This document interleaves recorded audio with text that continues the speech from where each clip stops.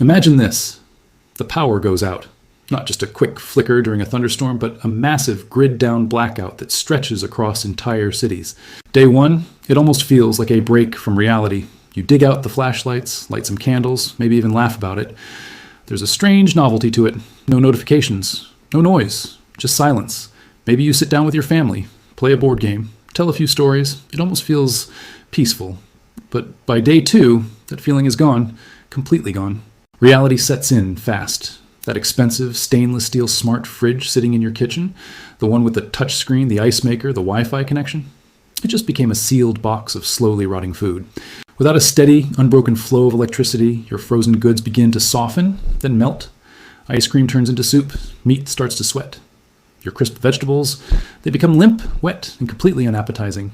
And suddenly your kitchen, the place that once felt secure and abundant, turns into a countdown clock.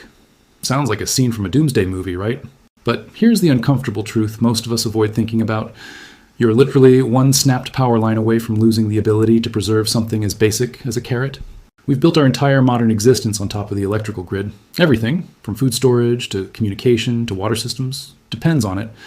And while compressor-based refrigeration is an incredible luxury, it also quietly locks us into dependency. You pay for it every month. You rely on systems you don't understand. And when something breaks, you don't fix it, you replace it. We trust that it will always be there, until it isn't. So here's a simple question. What happens when it's not? What if I told you there's a forgotten technology that can keep your food fresh for weeks without a single watt of electricity? No motors, no wires, no refrigerants. Just a simple, elegant system that has existed for centuries, quietly used in some of the harshest climates on Earth. And the best part? You can build it yourself this weekend for less than the cost of a takeout pizza. Stick with me, because this so-called desert fridge might completely change how you think about survival, self-sufficiency, and what we actually need to stay comfortable. Let's be honest for a moment. We love our modern kitchens. We love convenience. The automatic ice makers, the clean LED lighting, the quiet hum of a machine doing all the work for us. It feels safe, controlled, reliable. But if that fridge stopped working right now, how long could your household really last? A few hours? Maybe a day, if you're careful about opening the door. After that, everything starts to decline.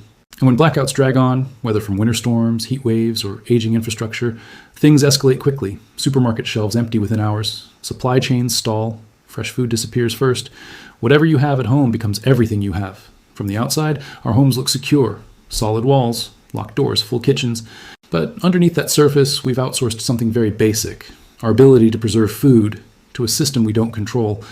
That's why blackouts feel so unsettling. They expose how thin that layer of security really is. But what if cooling didn't have to come from a wall outlet? What if the solution didn't require technology at all?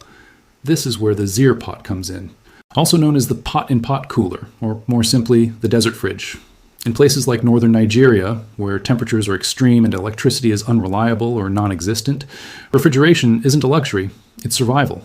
For generations, farmers faced the same problem. You harvest fresh produce, tomatoes, peppers, greens, and within days, sometimes even hours, they begin to spoil. You either sell immediately at low prices, or you lose everything. There's no buffer, no safety net. But in the 1990s, a teacher named Mohammed Ba-Abba helped bring back an ancient method that changed that equation entirely. He didn't introduce expensive machines. He didn't rely on fuel or infrastructure. He simply revived a principle that had been understood for centuries. Clay, water, air, that's it. Using this method, tomatoes that once lasted only 2 days could now stay fresh for weeks. Eggplants, peppers, leafy vegetables all saw dramatic improvements in shelf life. This wasn't just a clever trick. It had real impact. Less food waste, more stable income, greater independence. Communities that once operated on daily survival suddenly had breathing room. Now, I know what you're thinking. You're telling me 2 clay pots and some sand can replace my refrigerator? It sounds unlikely, almost too simple to be real. But that reaction says more about us than the idea itself, because we've become so used to complexity that we've forgotten how powerful simple physics can be. Think about stepping out of a hot shower.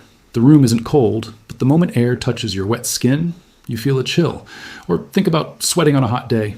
A small breeze hits you, and suddenly, relief. That's evaporative cooling.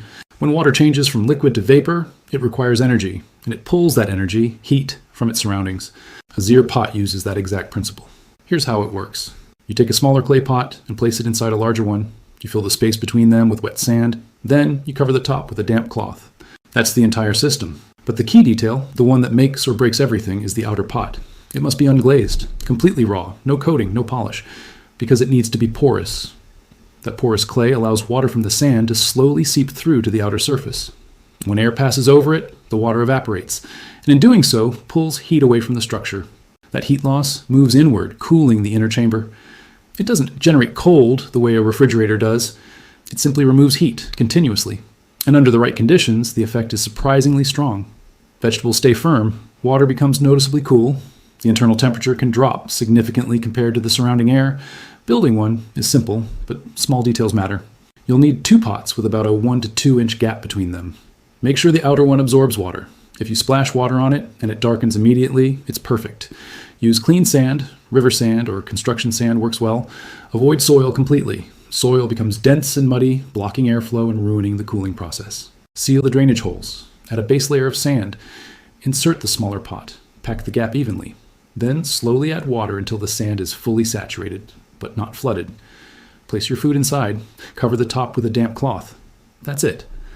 But here's where most people make a critical mistake: placement. Your instinct might be to store it in a cool, dark room. Don't. Without airflow, evaporation stops, and without evaporation, there is no cooling. The Zier pot needs 2 things: shade and moving air. A balcony, a shaded outdoor area, a breezy window. It thrives in hot, dry conditions, exactly where traditional refrigeration is hardest to maintain. In humid environments, performance will drop.